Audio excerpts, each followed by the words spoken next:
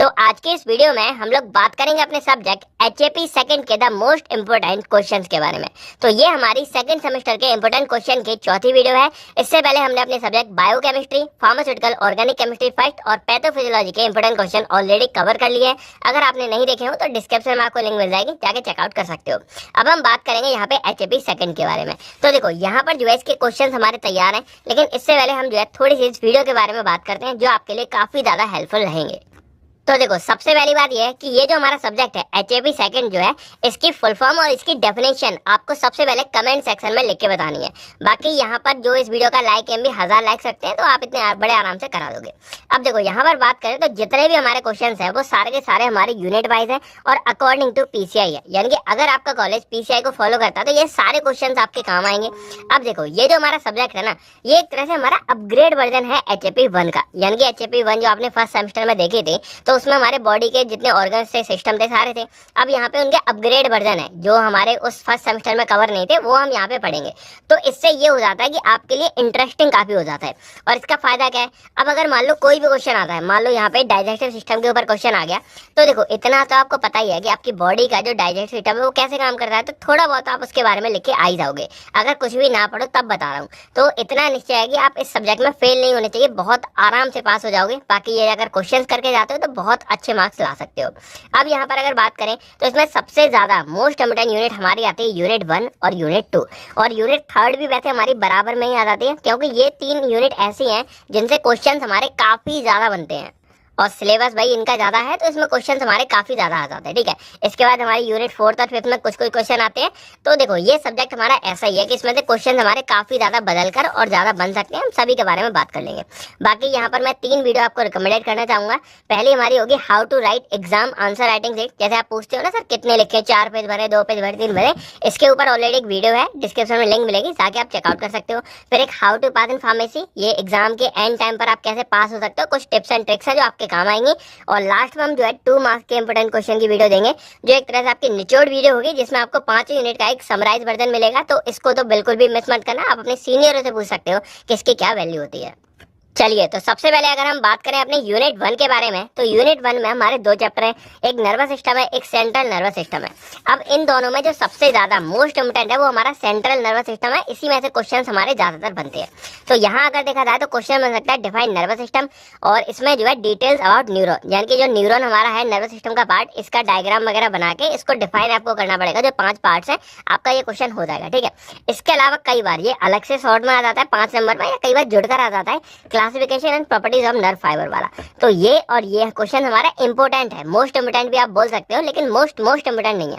तो यहाँ पर आप इनको मोस्ट इंपोर्टेंट क्वेश्चन मान सकते हो कि ये आने के चांस काफी ज्यादा रहते हैं। फिर हमारे यहाँ पे नोट की तरह पढ़ लेना कि इलेक्ट्रोफिजियोलॉजी ऑफ हार्ट क्या होता है, एक्शन पोटेंशियल क्या होता है, इसके कुछ हमारे 4 फेसेस होते हैं, तो इनके बारे में थोड़ा सा नजर डाल लेना। फिर हमारा न्यूरो ह्यूमरल ट्रांसमिशन, ये कई बार आ सकता है, और न्यूरो ट्रांसमीटर के बारे में पढ़ लेना, ये थोड़ा सा इंपोर्टेंट है, आ सकता है हमारा। तो देखो यहाँ पर अगर देखा जाए ना, तो ये क्वेश्चन हमारे इंपॉर्टेंट है, लेकिन 100% श्योरिटी नहीं है कि ये क्वेश्चन हमारे आएंगे ही आएंगे। कि इसको नर्व फाइबर को थोड़ा बहुत देख सकते हो और इलेक्ट्रोफिजियोलॉजी हार्ट को थोड़ा सा देख सकते हो, ये हमारा 2 नंबर वगैरह में आ जाता है। तो इतना है इसके बारे में। बाकी जो नेक्स्ट हमारा सीएनएस वाला है ना, इसमें हमारे आते हैं मोस्ट इंपोर्टेंट क्वेश्चन। तो सबसे पहला हमारा जो ब्रेन है, ब्रेन के बारे में तो डेफिनेटली एक क्वेश्चन आपको देखने को मिलेगा कि एक तो इसका पूरा मतलब ब्रेन क्या होता है, डिटेल्स नोट, इसमें इसका डायग्राम आ जाता है, स्ट्रक्चर फंक्शन हो गया। इसके बाद ब्रेन के हमारे डिफरेंट पार्ट्स कौन से होते हैं, तो मेनली 3 पार्ट्स है हमारा, सेरिब्रम, सेरिबेलम और ब्रेन स्टेम। और इसमें से मोस्टली हमारा सेरिब्रम और सेरिबेलम में से कोई सा भी एक दे देते हैं, यानी कि पूरा नाइट नोट ऑन ब्रेन, और उसके बाद गिवा डिटेल नोट ऑन सेरिब्रम या फिर सेरिबेलम। तो इसमें से ये वाला क्वेश्चन हमारा मोस्ट इंपोर्टेंट है। फिर हमारे इसमें सेकंड में आता है discuss in details about the composition, formation and circulation of CSF, यानी कि सेरिब्रो स्पाइनल फ्लूइड। तो ये हमारा ब्रेन के अंदर का ही पूरा एक फ्लूइड होता है जो ब्रेन को सेफ्टी प्रोवाइड करता है। तो इसके ऊपर भी यानी कि अगर देखोगे ना, सारा कुछ कनेक्टेड है। अगर आप एक बार अच्छे से पूरे ब्रेन के बारे में पढ़ोगे तो आपको CSF वगैरह भी मिल जाएगा, स्पाइनल कॉर्ड, सारा कुछ जगह आपको मिल जाएगा। तो इसके बारे में देख लेना, ये हमारा इंपोर्टेंट क्वेश्चन है। फिर हमारा यहाँ पे थर्ड क्वेश्चन बनता है right a detail note on spinal cord with diagram. यानी कि जैसे ब्रेन के ऊपर क्वेश्चन आता है वैसे कई बार जो हमारे स्पाइनल कॉर्ड के ऊपर भी क्वेश्चन आया हुआ है। यानी कि सीएनएस वाला मैंने आपको पहले ही बता दिया कि फर्स्ट सेकंड यूनिट तो बहुत इंपॉर्टेंट है और ये दोनों ही क्वेश्चन हमारे बहुत बार आए हुए हैं। ठीक है, इसके बाद हमारा शॉर्ट नोट में कई बार आ जाता है कि मेनिंजाइटिस क्या है, रिफ्लेक्स एक्टिविटी क्या है और वेंट्रिकल्स ऑफ ब्रेन क्या है। तो ये हमारे लगभग दिया होता है, तो इनके बारे में पढ़ लेना। तो ये लगभग क्वेश्चन है, ये मेन हमारे ये दो बहुत मतलब ये वाला सबसे इंपॉर्टेंट है ब्रेन के बारे में, फिर स्पाइनल कॉर्ड और सीएसएफ को भी आप यहाँ पे अच्छे से देख लेना। तो ये कुछ हमारे 4-5 क्वेश्चन, ज्यादा ही क्वेश्चन बन गए लेकिन फर्स्ट यूनिट से हमारे इतने ही लगभग आते हैं। बात करें हम अगर यूनिट सेकंड के बारे में, तो यहाँ पर देखो डाइजेस्टिव सिस्टम के ऊपर आपको पूरा एक ब्रॉड डिटेल्स में पढ़ लेना है, क्योंकि डाइजेस्टिव सिस्टम वाला हमारा बहुत इंपॉर्टेंट है। इसमें से बहुत सारे क्वेश्चन हमारे बनकर आते हैं। अब देख लेते हैं क्या क्या। तो अगर आप इसको एक बार डिटेल्स में अच्छे से पढ़ लेते हो स्टार्टिंग से एंड तक, यानी कि आपने जब हमारा माउथ में कोई भी पार्टिकल जाता है, कोई भी खाना जाएगा, वहां से लेके हमारा एनएस से बाहर निकलने तक का पूरा सिस्टम आपको डाइजेस्टिव सिस्टम होता है वो पूरा आपको अच्छे से जानना पड़ेगा। अब यहाँ पे या तो पूरा डिटेल नोट आ जाएगा 10 नंबर में, तो आपको सारी ही बातें लेके आनी पड़ेंगी। कई बार जो है इसका ऐसे आ जाता है कि डिफरेंट वेरियस ऑर्गन या टाइप्स क्या है, तो वो भी इसी के अंदर आएगा। अब इसमें सैलिवरी ग्लैंड के ऊपर या स्मॉल इंटेस्टाइन या लार्ज या फिर स्टमक, इन चारों में से किसी के ऊपर भी आपको डिटेल्स में थोड़ा सा लिखने के लिए आ जाएगा। यानी कि बस डिटेल्स का मतलब कुछ भी नहीं होता, जो फंक्शन आप सबके साथ लिखोगे ना वही होगा, बस इनका एक डायग्राम आपको थोड़ा सा देखो। एचएपी है ना, तो यहाँ डायग्राम आपके लिए बहुत बहुत इंपॉर्टेंट, बहुत मार्क्स का होता है। तो जो कोई भी ग्लैंड हो, सैलिवरी हो, स्मॉल इंटेस्टाइन, लार्ज, सबके आप सेपरेटली, यानी कि जो बड़ा वाला डाइजेस्टिव सिस्टम तो बनाओगे, लेकिन इनके अलावा इनका सेपरेट भी आपको बना के आना पड़ेगा, तब आपको जो है 10 मार्क्स मिलेंगे कंप्लीट। तो इस वाले डिटेल्स को मिस मत करना। कई लोग क्या करते हैं कि भाई बड़ा वाला तो पूरा डाइजेस्टिव सिस्टम बना देते हैं, लेकिन इसको मिस कर देते हैं जो स्मॉल वाले होते हैं। तो इनको भी अलग से आपको सेपरेट तरीके से बना के आना पड़ेगा, तब आपको अच्छे मार्क्स मिलेंगे। इसके अलावा जो जो पूरा डाइजेशन है ना, तो इसका फिजियोलॉजी ऑफ डाइजेशन, यानी कि डाइजेशन एक्चुअल में होता कैसे है, लिखना डाइजेस्टिव सिस्टम में क्या है, वही डाइजेशन के बारे में, तो वही पूरी प्रोसेस आपको फिजियोलॉजी के अंदर भी लिखने को आ सकती है। और यहाँ पे जो हार्मोन्स हमारे कौन कौन से रिलीज होते हैं, तो जैसे एचसीएल हमारा एक तरह से एसिड है, लेकिन बाइल जूस हो गया, हमारा पेप्सिन हो गया, पेनक्रियास से आ गया एक, तो ये जो हमारे हार्मोन्स है, यानी कि क्या क्या सीक्रेट होता है, सारे का सारा ही आप यहाँ पे लिख देना। तो इस तरह पूरा कंप्लीट आप डाइजेस्टिव बन के आओगे। बाकी मैं इसको करा दूंगा सॉल्यूशन वाइज, तो आपको कंप्लीट मिल ही जाएगा। ठीक है, इसके अलावा यहाँ पे आता है क्या, क्वेश्चन शॉर्ट में बन जाते हैं। ये तो पूरा लॉन्ग वाला हो गया 10 नंबर में या आरजी में 15 नंबर में। शॉर्ट में क्या बनते हैं, role of pepsin in digestion of protein, यानी कि पेप्सिन का क्या रोल होता है। दूसरा यहाँ पे क्या है, स्ट्रक्चर ऑफ लीवर, लीवर भी हमारा क्या करता है, एंजाइम करता है, उसका क्या है। और रोल ऑफ वाइल जूस, जो गॉल ब्लैडर हमारा वाइल जूस देता है ना, उसका क्या रोल है यहाँ पे। और इसके बाद यहाँ फंक्शन ऑफ सैलिवरी ग्लैंड और small intestine, salivary gland small intestine का क्या रोल है। देखा था आपको सब अभी भी पता होगा, सैलिवरी ग्लैंड सैलावा रिलीज कर रहा है, खाना पचा रहा है, स्मॉल इंटेस्टाइन सब ब्लड में एब्जॉर्ब करवा रहा है, तो लगभग आपको सारा कुछ आता है। बहुत ही ईजी है और बहुत ज्यादा इंपॉर्टेंट है। फिर यहाँ पे सबसे ज्यादा और इंपॉर्टेंट, यानी कि ये तीनों ही वैसे बहुत इंपॉर्टेंट है, तीसरा आता है discuss acid production in stomach, यानी कि पेट के अंदर हमारा एसिड कैसे प्रोड्यूस होता है, जो एचसीएल है वो कैसे प्रोड्यूस होता है और उसकी रेगुलेशन कैसे होती है, यानी कि जो पैरासिम्पैथेटिक नर्वस सिस्टम है वो कब इसको ज्यादा रिलीज कर रहा है, कब इसको कम रिलीज करवा रहा है, तो ये कैसे इसका रेगुलेट हो रहा है, कम ज्यादा कैसे हो रहा है, ये सारी ही बातें हमारी एग्जाम में आ जाती हैं। इसके अलावा जो सबसे आखिरी में क्वेश्चन बनता है, जो हमारा बायो एनर्जेटिक में रहेगी, मैकेनिज्म ऑफ एटीपी फॉर्मेशन, तो इसको आप जो है बायोकेमिस्ट्री में बहुत अच्छे से पढ़ चुके हो, कैसे क्या होता है बीएमआर वगैरह, तो वहां से आप इसको कर सकते हो। तो ये हमारे हो गए। तो ये मैंने आपको पहले ही बता दिया कि यूनिट 1 और 2 हमारी बहुत इंपॉर्टेंट है, ये सारी चीजें आप देख सकते हो। अब बात करें अगर अपनी यूनिट 3 के बारे में, तो ऐसा नहीं है कि ये भी नहीं है, मैंने आपको तीनों ही बताए थे। तो 3 में से क्या क्या आता है वो देख लो। इसमें भी पूरा रेस्पिरेटरी सिस्टम का आप अच्छे से पढ़ लेना, कैसे क्या होता है। और इसमें भी सेम जैसा हमारा डाइजेस्टिव का बनता है, उसी तरह यहाँ पे रेस्पिरेटरी का भी सारा कुछ सेम बनता है। और इसमें जो मेन हमारे लंग्स होते हैं, तो लंग्स के बारे में अलग से एनाटॉमी भी आ सकती है कि क्या कैसे होता है, तो लंग्स का पूरा स्ट्रक्चर, डायफ्राम वगैरह सब बना के आना है। और मैकेनिज्म ऑफ रेस्पिरेशन, यानी कि पूरी प्रोसेस, जैसे हमारा माउथ से ऑक्सीजन के साथ एयर अंदर जा रही है, फिर वो हमारा एल्बलाइज में जाके ऑक्सीजन को छोड़ रहा है, वहां से CO2 वापस ले रहा है, ये पूरा मैकेनिज्म आपको अच्छे से आना चाहिए। उसके बाद यही मैकेनिज्म, जो हमारा मैकेनिज्म है वही हमारा अलग से क्वेश्चन, यानी कि देखा जाए ये दोनों क्वेश्चन हमारे सेम है कि demonstrate the process of oxygen and CO2 transport in blood, तो ये सेम ही है ना हमारा जो यहाँ पे होता है मैकेनिज्म के अंदर भी, तो यही चीज आएंगी ना, तो ये अलग से भी इस तरह बना के आ जाता है। तो बस मैंने आपको बताने के लिए यहाँ पे लिख दिया।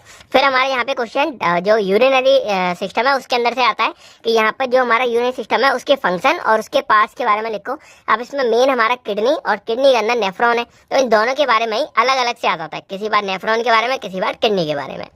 फिर हमारा आता है explain the physiology of urine formation, और यूरिन के बारे में थोड़ा कंपोजिशन वगैरह कैसे बनी, तो वो बाकी ये एक मोस्ट इंपोर्टेंट क्वेश्चन में आएगा। यानी कि यहाँ पर भी देख रहे हो ये तीनों ही क्वेश्चन हमारे मोस्ट इंपोर्टेंट है, तीनों आए हैं ऐसा नहीं है कि नहीं आए हैं, ये वाला ये तो मतलब कभी कभी आता है, लेकिन ये सी के अंदर इन्वॉल्व हो जाता है।